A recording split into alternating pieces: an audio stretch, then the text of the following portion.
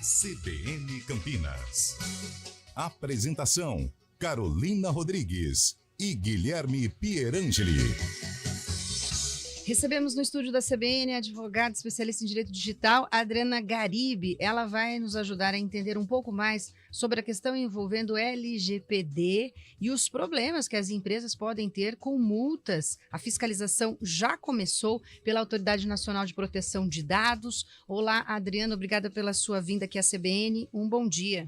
Bom dia, Carolina. Obrigada pelo convite. Bom dia, Guilherme. Bom dia aos ouvintes da CBN. É um prazer estar aqui para falar desse assunto tão importante. A fiscalização já começou, mas já tem casos de empresas sendo punidas por informações que estão sendo divulgadas, de dados? Ainda não tem nenhuma punição aplicada pela Autoridade Nacional de Proteção de Dados, que é a ANPD, que é a autoridade competente para fiscalizar a aplicação da LGPD, que é a Lei Geral de Proteção de Dados.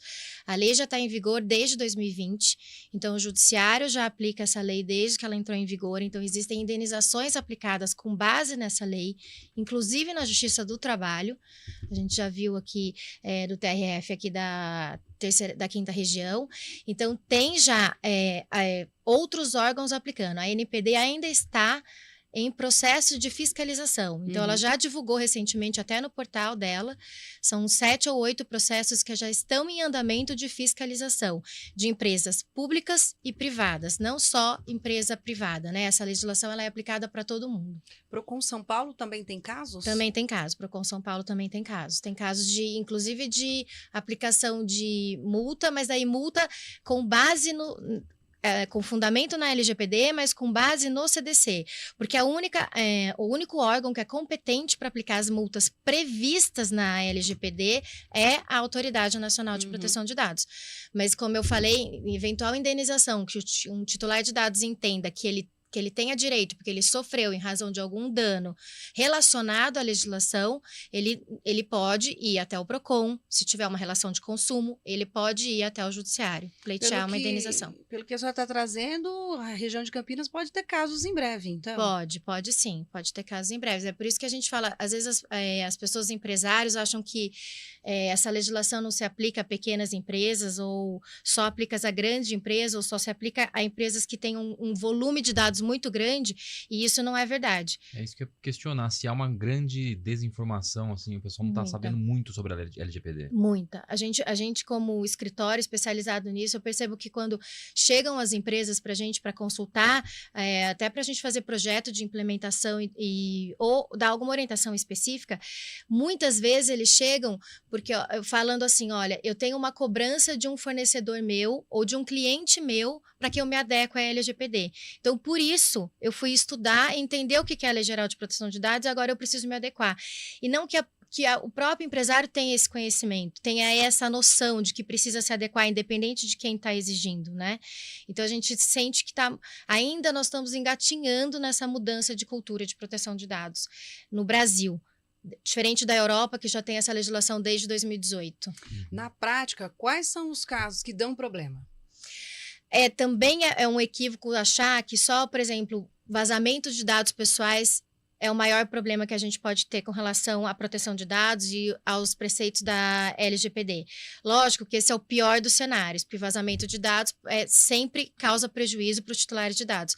Mas antes de acontecer isso, inúmeras ilicitudes podem acontecer dentro de qualquer empresa, porque toda empresa trata dado pessoal, mesmo que seja só dentro dos seus recursos humanos, que seja só dos seus colaboradores. Então, eu posso ter um uso indevido do dado pessoal internamente, isso não necessariamente é um vazamento externo de dado pessoal, mas isso é um descumprimento da legislação. Isso também é passível de penalização. Então, tem inúmeros preceitos da legislação, artigos da lei que devem ser cumpridos por todas as empresas, para que a empresa esteja adequada à legislação e evite o vazamento de dados ou qualquer outra infringência. Mesmo que não haja dolo de alguém ligado à empresa, por exemplo, sofre um ataque hacker, a responsabilidade é da empresa, porque ela deveria... empresa. Sim, porque ela tem o dever de zelar e aplicar as medidas técnicas adequadas para que que não aconteça isso. É lógico que a gente sabe que 100% seguro ninguém tá, mas ela precisa, e aliás a ANPD tem esse olhar, né? A Autoridade Nacional de Proteção de Dados já falou isso e fala muito isso, inclusive publicamente através do seu presidente, que o foco deles, inclusive nessas fiscalizações que foram abertas, é realmente entender se aquele órgão público ou se aquela empresa, ela está no caminho da adequação. Então a gente fala isso muito lá também para os nossos clientes no escritório. A gente precisa ter comprovação de que a gente está no caminho para adequar. Nós estamos fazendo treinamentos com o pessoal, nós estamos implementando políticas de governança de dados, nós estamos mudando a política do site, investindo em segurança da informação, exatamente para comprovar que eu, empresa, fiz de tudo para que não acontecesse. Se no pior dos cenários acontecer, com certeza a penalidade dessa empresa vai ser muito mais branda. No olhar regional, para as empresas até de pequeno porte ou médio porte, que tipo de ações elas precisam começar a adotar para amanhã?